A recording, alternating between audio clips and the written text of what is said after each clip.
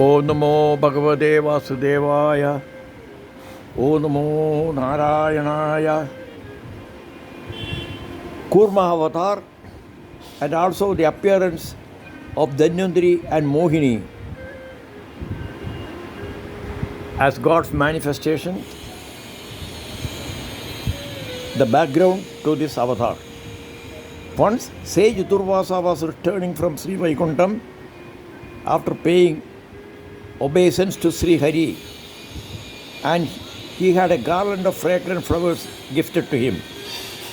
On seeing Indra, who was mounted on the Airavata, his elephant, and out of consideration to him, the sage presented the garland to Indra. Indra momentarily placed the garland on the elephant's head while caressing his hair. A swarm of bees attracted by the fragrance caused irritation to the elephant, and the Pakidam lost no time in removing it and crushing it under his feet. Seeing such a divine garland being so crushed and indignant at the careless attitude of Indra, and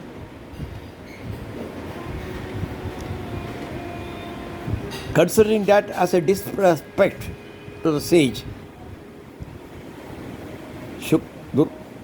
Durvasa uttered a curse that Indra and the gods all would lose their power and grandeur. This encouraged the Daityas, that is the Asuras, to attack the Devas, and they had to flee their kingdom, that is Indra's kingdom. The gods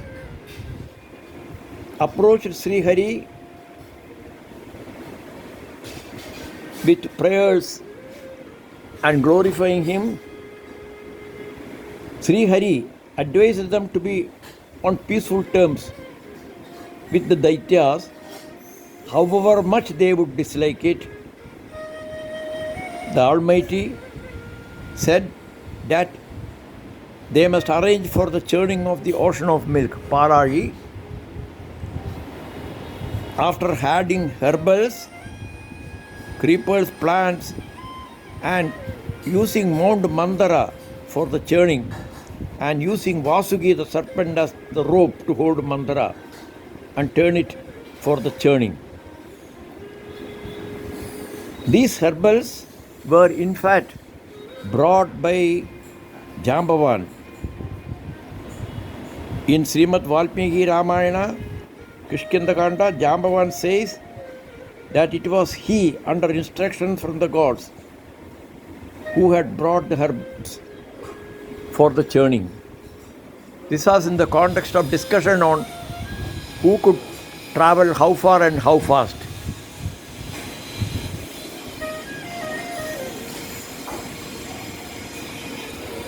When the Daityas led by Bali and Devas placed the mountain on the ocean, it began to sink.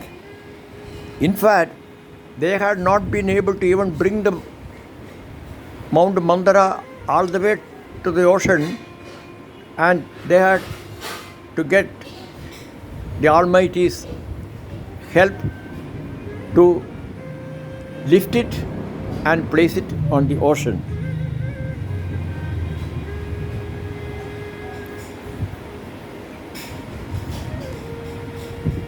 Now,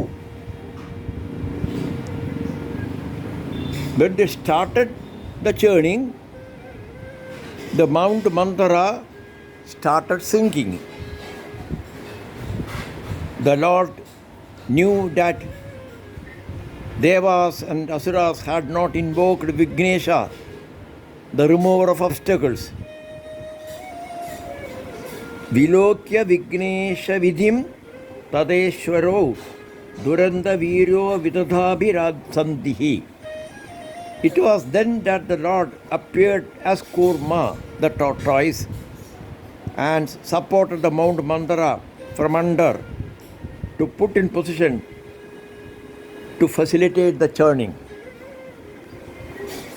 It is said that the movement of the Mount Mandara eased the itching sensation experienced by the Almighty on his back. The Almighty had cautioned the Devas that they should never enter into any dispute with the Daityas, who were their brothers as sons of sisters Aditi, Didi and Danu. The Daityas and Danavas insisted on holding the Vasuki's head position. Thus, the churning commenced with the Daityas and Danavas holding the head of Vasuki, while the Devas held its tail end. Bhagavan's Maya was playing out here, as we are going to see the emission of fumes, poisonous fumes.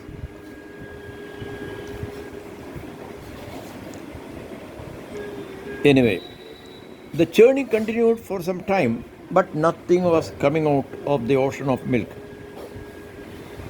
It was then that Sriman Narayana as Ajita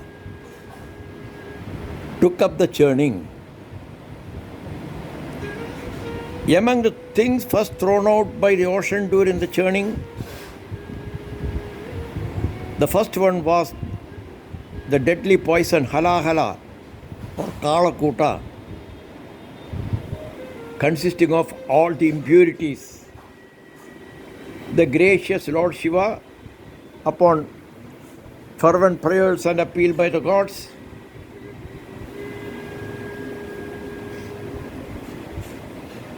took leave of Bhavani and arrived there and held the poison in the cusp of his palms and retained it in his neck. That caused a blue mark in his throat, and it got him the name Neelakantha. Next issued forth were the cow of plenty that was chosen by the seers, then the Uchchaishrava, the white horse that Bali took hold of, and then the four-tusked white elephant Airavata that Indra took. Then came forth the precious gem, Kaustubha, that adored the bosom of the Almighty. The Parijata, the shielding tree, sought after by Indra and other celestial beings, emerged. Next to come out were the Apsaras of beauty, who as dancers adored the celestial region. Then appeared goddess Rama, Sri Lakshmi, the consort of Sriman Narayana.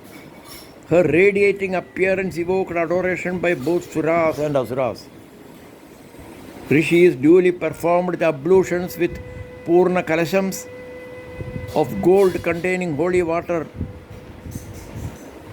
from Ganga and reciting the Suktam, Sri Suktam, to honor the goddess of wealth and prosperity, even as the elephants guarding the quarters squirted water on the goddess Sri to bathe her with Gajalakshmi.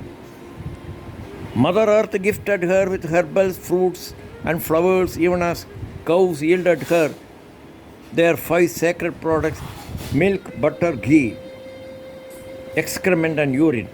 Gavachehi Panchapavitrani.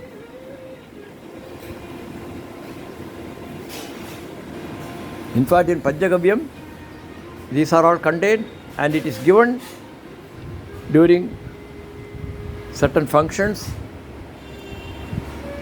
for its highly medicinal value.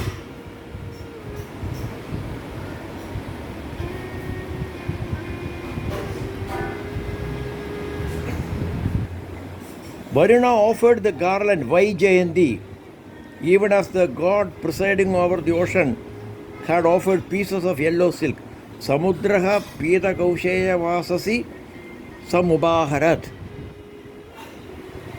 Vishwakarma honored her, Sri Lakshmi, with wonderful ornaments, and the goddess of speech and learning, Vagdevi Saraswati, offered a pearl necklace, while Nagas, the serpentamans, gifted the goddess with a pair of earrings. Holding a garland of lotuses, God Rama moved towards Sri Hari to the accompaniment of celestial celebrations by blowing of conch, drum beating, dancing, and singing. Goddess Rama placed the garland of lotuses over his shoulders and sought his bosom to be ever with him there. Sri Lakshmi Narayana Swameda Sriman Narayana Namaha. Now appeared Varuni, the goddess presiding over wine, and Daityas were attracted by her and took her. Sri Hari had advised Devas not to resist the Daityas. Athasid Varuni Devim Kanya Kamalalochana Asura Jagruhustam Vai Harer Anumatena Te. The much sought after Amrit, the nectar, the elixir of life. That was the one sought after by both Devas and Asuras. It appeared in the hands of Dhanvantari, a ray of Sriman Narayana himself, who emerged next. He had long arms, a conch-shaped neck, reddish eyes. He was adorned with curly hair and was clad in yellow, had a pair of bracelets. When the Daityas snatched the Amrit Kalash from Dhanvantari and started quarreling amongst themselves, a bewitching damsel suddenly appeared, and this was the manifestation of Sriman Narayana as Mohini, the enchanting one, or the Lord's Maya. Instantly attracted by the sight of Mohini, the Daityas readily accepted her suggestion that she would do the equitable distribution Amrit. However, Mohini managed things in such a way that the nectar was given only to the Devas, so the latter regained all the lost grandeur and immortality that they had lost as a result of Durvasa's curse. In fact, Mohini had first hesitated in order to ensure that the Daityas or the Asuras would want her only to distribute, as they were literally hypnotized by her charming appearance. So she had in fact put a condition that she should not be questioned when she starts distributing the Amrit. And this was necessary in order to ensure that the Devas, the noble ones, got the Amrit and not the evil-minded, the Asuras. However,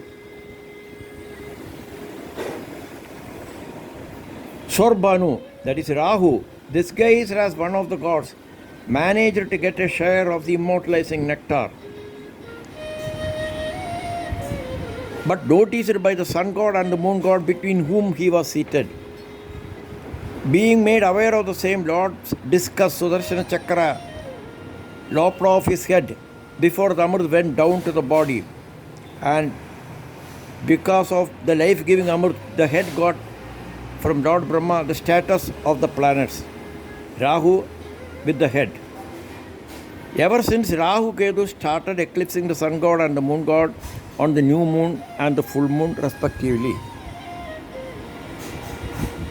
Now,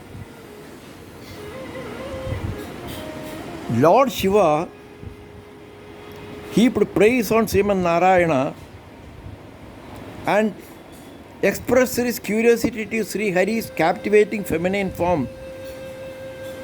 Sri Hari heard Lord Shiva's praise and the desire to witness the Mohini form.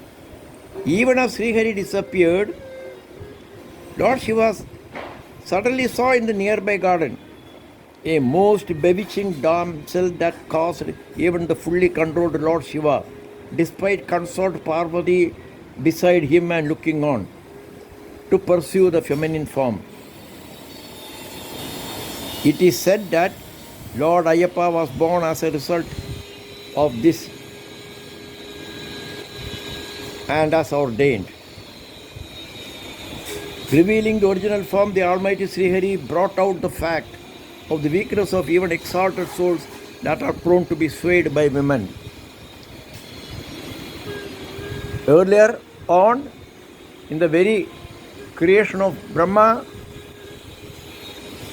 we had seen how the creator Lord Brahma was also carried away momentarily by the captivating beauty of Vak, that is goddess Vagdeva, Devada, Saraswati.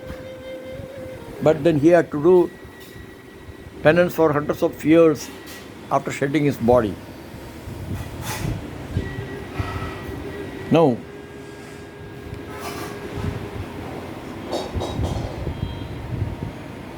there is a legend about the need for Shiva Vishnu union and the birth of Harihara Putra.